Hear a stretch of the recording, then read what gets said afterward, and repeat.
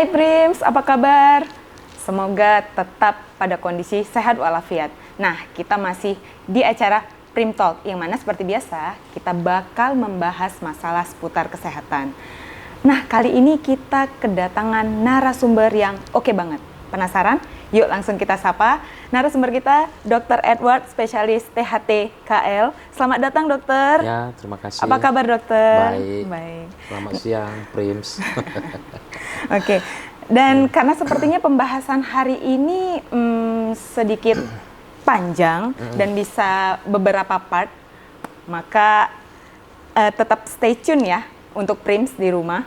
Tetap follow akun media sosialnya Prim TV, follow, subscribe, like, dan kasih komen-komen yang positif. Oke, so langsung aja kita ke topik hari ini, ke Dr. Edward. Oke dok, kita langsung mulai pembahasannya. Boleh. Jadi dok, untuk telinga ya dok ya. Kan telinga itu merupakan organ tubuh yang berhubungan dengan keseimbangan tubuh. Betul sekali. Itu kira-kira penjelasannya gimana ya dokter? Jadi telinga secara klinis bagi dua, telinga luar dan telinga dalam. Ya? Luar dan dalam. Iya. Jadi telinga dalam itu sangat berperan sebagai alat keseimbangan tubuh. Keseimbangan. Iya. Jadi organ keseimbangan tubuh itu otak belakang dan otak kecil dan telinga dalam. Telinga dalam. Ya. Terutama gangguan-gangguan pada telinga dalam bisa menyebabkan vertigo atau oyong yang disebut vertigo perifer. Vertigo perifer. Seperti itu. Memang telinga dalam itu fungsinya sebagai organ keseimbangan. Oh, gangguan keseimbangan itu vertigo itu ya dok ya berarti ya? Ya, pening-pening, oyong, limbung gitu ya. Nah, kalau dia datangnya tiba-tiba berat, disertai mual, disertai muntah tanpa didahului mual, itu biasanya vertigo perifer atau pening yang disebabkan gangguan di telinga dalam. Telinga dalam. Berarti berperan antara telinga dalam, telinga luar dengan keseimbangan tubuh ya dokter ya. Cara bersihin telinga itu bagusnya gimana ya dokter? Bersihin sendiri atau ke dokter?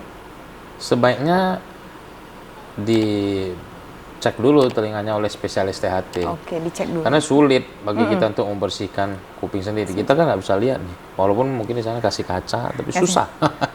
Jadi, perlu pakai alat ya dokter? Iya, sebaiknya dokter THT dia kan bisa melihat sempurna liang telinga. Kalau ada kotoran diambil. Tuh, kalau ada sumbatan-sumbatan saluran tuba, itu nanti nampak dari gendang telinga. Jadi bisa juga diobatin kalau ada masalah. Kalau ada masalah. Seperti itu. Berapa kali dok itu jangka waktu range-nya untuk periksa dan dibersihkan dokter? Tergantung produksi minyak telinga atau lilin telinga ya, atau earwax atau serumen itu sendiri, atau kotoran telinga kalau bahasa orang awam ya. Kalau yang produksinya tinggi 2 kali setahun ya. Bahkan ada memang 1-2 orang yang 3 kali setahun. Kalau memang dia cepat banyak.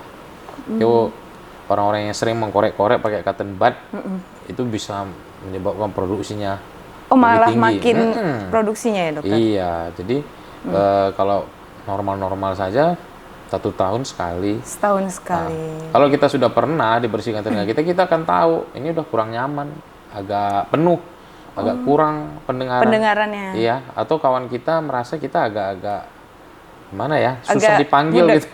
Jadi dipanggil nggak? Nah, kalau udah ada kayak gitu ya itu kan udah gejala klinisnya sumbat. Nah, biasanya karena banyak kotorannya ya dokter. Terutama itu kotoran. Nah, itu waktu yang tepat untuk kontrol ke THT. Nah, Prims jangan lupa untuk konsultasi ke dokter THT, periksa telinga, kira-kira perlu dibersihkan atau enggak ya. 1 sampai 2 tahun. 1 sampai 2 kali setahun ya. Cukup. Gitu. Cukup ya dok. Dan mengenai ada juga nih dok istilah irigasi telinga.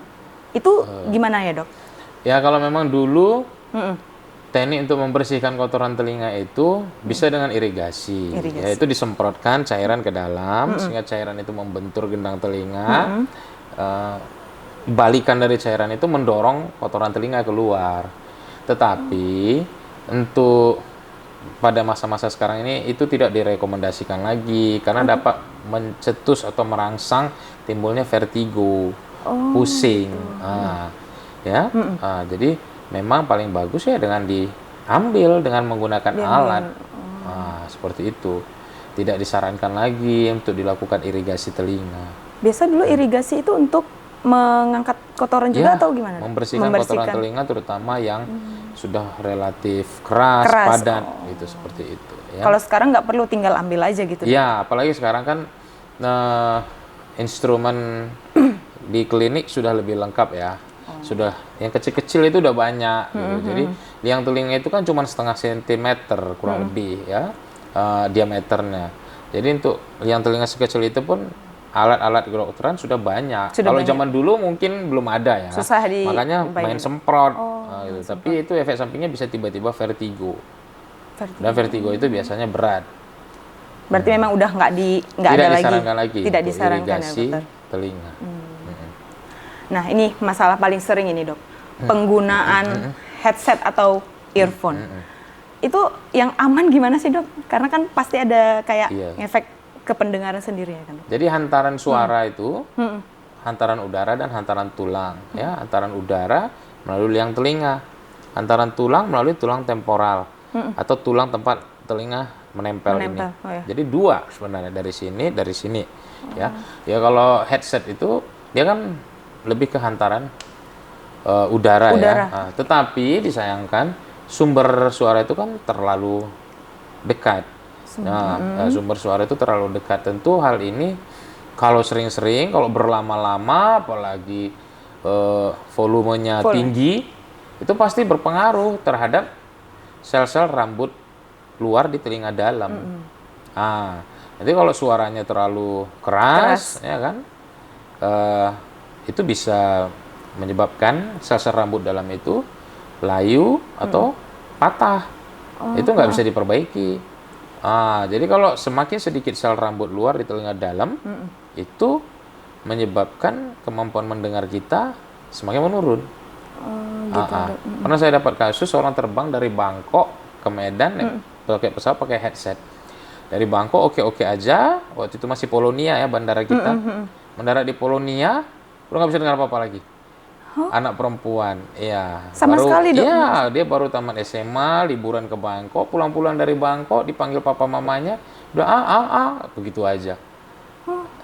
Ternyata tuli berat langsung. Langsung, Dok? Iya. Penerbangannya dari Bangkok? Paling berapa jam kan? 1,5 jam paling hebat ya. Seperti itu. Anak-anak itu ya, Dokter? Iya, kurang lebih tamat SMA sekitar 17-18 tahun. 17-18 tahun. Iya. Makanya tidak disarankan untuk penggunaan headset berlebihan. Iya. Jadi takut nih kalau sering. Kadang kan jogging sering denger musik ya, Dokter? Iya, itu dia. Makanya multitasking itu tidak selamanya bagus gitu.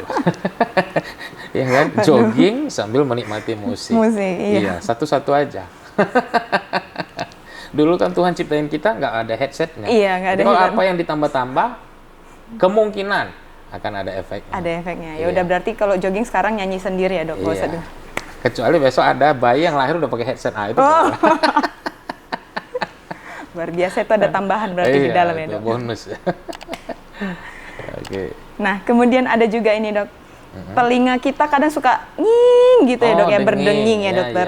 Nah, kata orang nih, ada yang ngomongin tuh katanya. Saya sering ngomongin Dokter Desi. Dokter Desi itu udah cantik, banyak duit, tapi nggak berdenging telinganya kan? Kadang-kadang, Dok. Oh, kadang-kadang. Oh, berarti kalau berdenging dokter yang mintain. Oh, iya. Itu deh. Jadi enggak lah, itu mitos. Enggak ya, Dok. Mitos ya, Dokter. Ya. Itu kenapa ya, Dok? Penyebab paling sering itu ya kotoran telinga yang terlalu banyak, apalagi pakai cotton bud sehingga dia terdorong ke dalam menekan gendang telinga. Itu bisa mencetuskan denging. Ya, atau dengung. Denging kan nging, dengung ngung gitu. Atau suara lain seperti cek cek cek atau tik tik, banyak ya variasinya ya.